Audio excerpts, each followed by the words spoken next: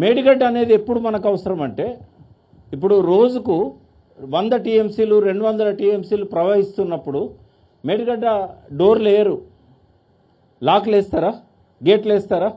వచ్చిన ఫ్లో వచ్చినట్టు కిందికి పోతూ ఉంటుంది. ఎప్పటిదాకా పోతుంది? సెప్టెంబర్ అక్టోబర్ దాకా పోతుంది. మనకి ఎప్పుడు అవసరం మేడిగడ్డ? అక్టోబర్ తర్వాత అవసరం. మరి అక్టోబర్ దాకా లిఫ్ట్ చేసుకోవట్లేదా? మనం చేసుకుంటున్నాం. ఎందుకంటే కన్నెపల్లి పంప్ హౌజులేమో నది కంటే కిందికి ఉన్నాయి కదా. పక్క నుంచి ఒక కాలువ తీసి ఆ నీళ్ళన్నీ కూడా కన్నెపల్లి పంప్ హౌజ్లోకి వచ్చేటట్టు చేశారు. రోజుకు 2 నుంచి 3 టీఎంసీల నీళ్లు మేడిగడ్డ దగ్గర తలుపులు వేయకుండానే మనం తీసుకోవచ్చు. జూలై, ఆగస్ట్, సెప్టెంబర్, అక్టోబర్ 4 నెలలు అంటే 120 రోజులు. 120 రోజులకు రోజుకు 2 టీఎంసీలు అనుకున్నా కూడా 240 టీఎంసీలు లిఫ్ట్ చేయొచ్చు. అయితే ఆ టైంలో బయటంతా కూడా చెరువులు నిండి ఉంటాయి, ప్రాజెక్టులలో నీళ్లు ఉంటాయి. మరి ఎత్తిపోసిన నీళ్ళు ఎక్కడ పోసుకోవాలి? అందుకే కేసీఆర్ గారు ఏం చేశారు, మల్లన్న సాగర్ 50 టీఎంసీలు పెట్టాడు. అది నిండదు. ఎందుకంటే దానికి ఏ కాలువలు లేవు. ఒక కాళేశ్వరం నుంచి వచ్చే నీళ్ళు వచ్చే సోర్స్ తప్ప మల్లన్న సాగర్కు ఏ రకమైన నది లేదు, ఏ రకమైన కాలువలు లేవు. దాన్ని కూడా తప్పబడతారు వాళ్ళు. అయితే సహజం, అది పక్కనున్న ఆంధ్రలో కూడా ఇటువంటివి ఉన్నాయి. అయితే 50 టీఎంసీలు ఎక్కడి నుంచి నింపాలి? కేవలం కాళేశ్వరం నీళ్ళే నింపాలి. రెండోది మిడ్ మానేర్ 30 టీఎంసీలు. 1 టీఎంసీ అంటే 10,000 ఎకరాలకు సరిపోయే నీళ్లు ఒక పంట కాలానికి. గుర్తుపెట్టుకోండి. మిడ్ మానేర్ 30 టీఎంసీలు. మానేర్లు ఎప్పుడన్నా నీళ్లు పారంగా చూసినామా? శ్రీరామ్ సాగర్లో వదిలితే తప్ప మానేరులో నీళ్లు పారాయి. మరి ఆ మానేరు, మిడ్ మానేరు కూడా కాళేశ్వరం నీళ్లతోనే నిండాలి. పైన ఉన్న కొండపోచమ్మ సాగర్ 15 టీఎంసీలు. దానికి కూడా ఏ సోర్స్ లేదు. ఇట్లా రౌండ్గా ఉంటుంది గంగాలంలాగా. ఎక్కడి నుంచి నది రాదు, ఎక్కడి నుంచి వాగు రాదు. ఇవన్నీ కలిపితే ఎన్ని అయినాయి?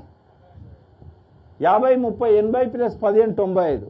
ఇవి కాకుండా మధ్యలో ఉన్న రంగనాయక సాగర్, అన్నపూర్ణ రిజర్వాయర్, ఇట్లాంటి ఇవే కాకుండా సర్జ్ పూల్లు ఉన్నాయి. Under ground Gayatri pump house, తర్వాత నంది మేడారం పంప్ హౌజు, వాటిలలో కూడా సర్జ్ పూల్స్లలో నీళ్ళు ఆగుతాయి. అక్కడి నుంచి ఇక్కడ దాకా సొరంగంలో నీళ్ళు ఆగుతాయి. ఇవన్నీ కలిపితే ఎంత అవుతాయి? ఒక 100 టీఎంసీల పైనే అవుతాయి.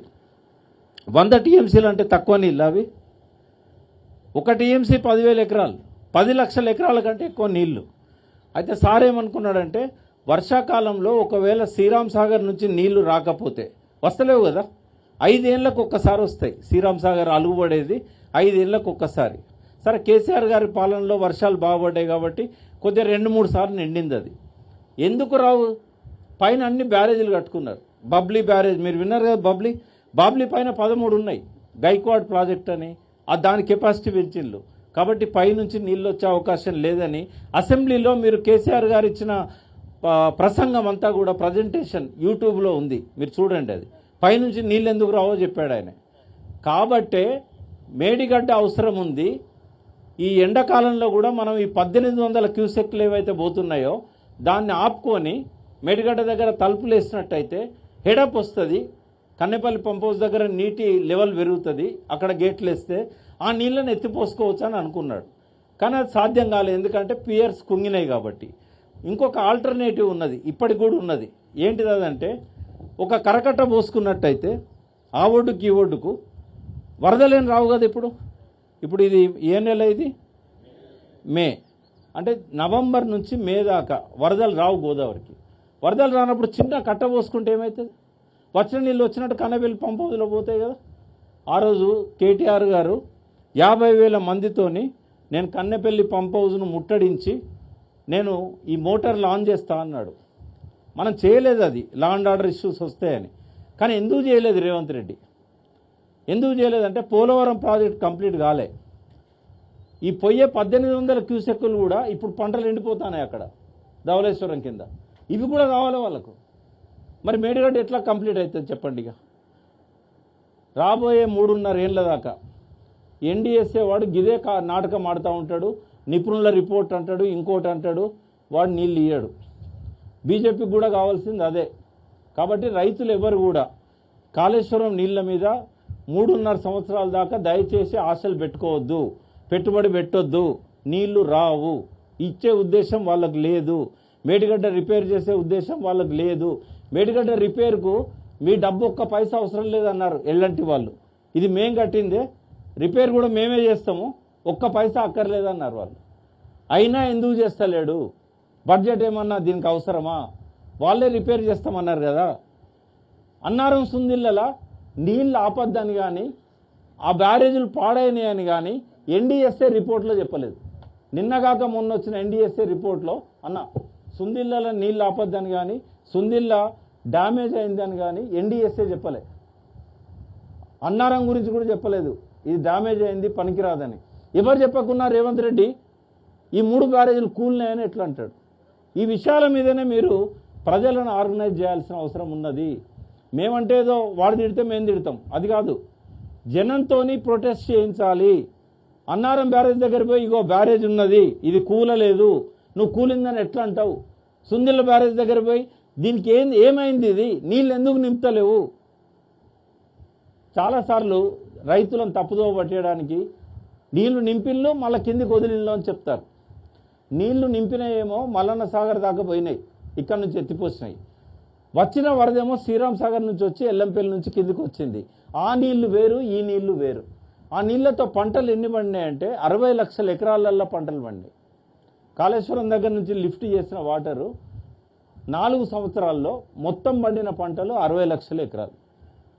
మొదటి సంవత్సరం 10 లక్షల ఎకరాలు పండింది. ఎక్కడ దాకా? నిజాం సాగర్ దాకా పోయినాయి.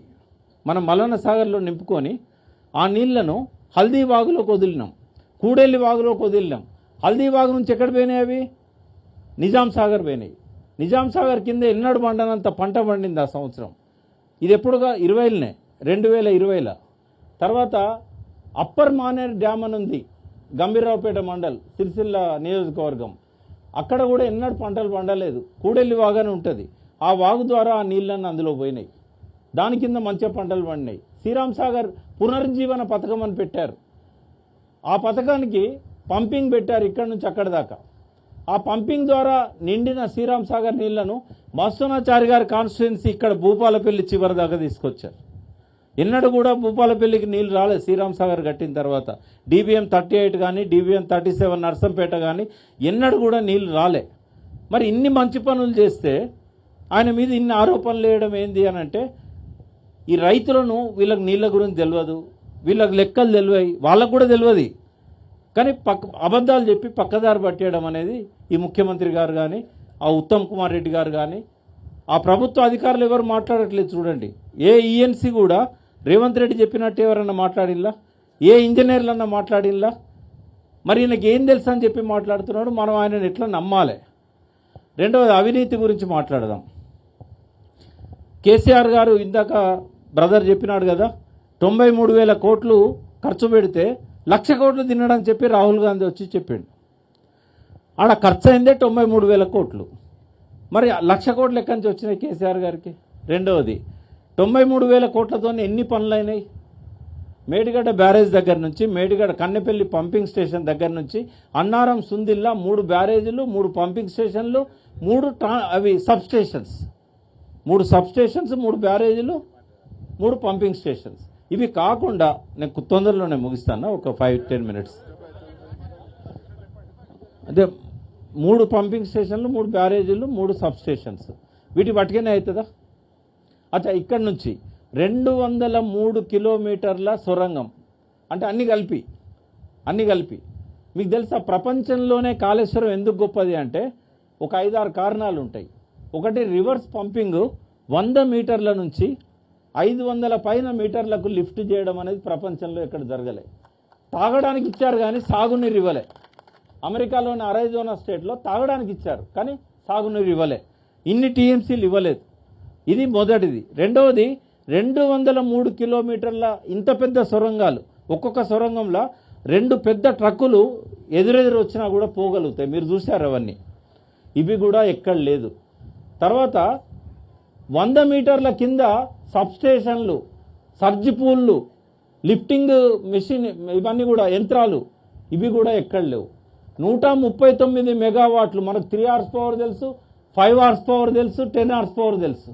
మనకు హార్స్ పవర్లే తెలుసు, మెగావాట్లు మనకు తెలియదు. అటువంటిది 139 మెగావాట్ల మోటార్లను ఒక్కొక్క దాన్ని అండర్ గ్రౌండ్లలో నంది మేడారం కానీ గాయత్రి దానిలో కానీ పెట్టినలా లేదా?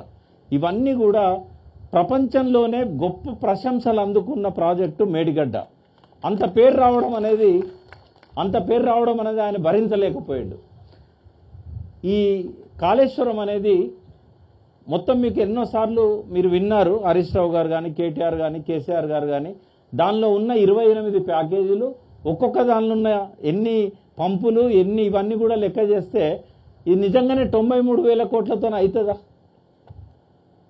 ఒకవేళ కనుక కాంగ్రెసే కనుక ఉండి ఉంటే ఈ ప్రాజెక్టుకు 2 లక్షల కోట్లు అయ్యేది.